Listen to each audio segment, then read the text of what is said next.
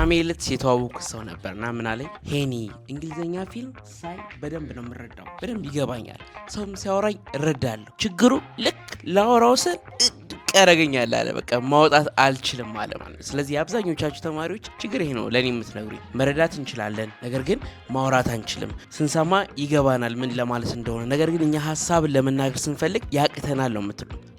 ያ ለምን መሰላችሁ የሆነው? ስኪል ነው፣ ስፒኪንግ ስኪል ነው፣ ራሱን የቻለ ስኪል ነው። ካልተለማመዳችሁት፣ በደንብ ፕራክቲስ ካላረጋችሁት፣ ወዮቹን ካልተማራችሁት በስተቀር በቀላሉ ማምጣት አትችሉም ማለት ነው። ፕላስ ደግሞ ኮንፊደንስ ይፈልጋል።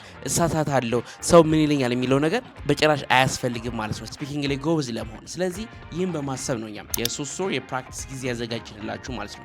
እንግሊዝኛን በነጻነት ፕራክቲስ እንድታደረጉ በግሩፕም በፐርሰናል ክላስም። በግሩፕ ክላስ ከ5 ተማሪዎች በአንድ ክላስ ውስጥ ሆናችሁ የምትማሩበት ነው። በደንብ ፕራክቲስ እንድታደረጉ ነጻነት ይሰጣችኋል። በፐርሰናል ደግሞ እኔ ለብቻዬ መጀመሪያ ፕራክቲስ ማድረግ ፈልጋለሁ፣ ብቻዬን መማር ፈልጋለሁ በሚመቸኝ ሰዓትና ቀን ለማለት ከፈለጋችሁ ደግሞ በፐርሰናል ክላሱን መውሰድ ትችላላችሁ ማለት ነው።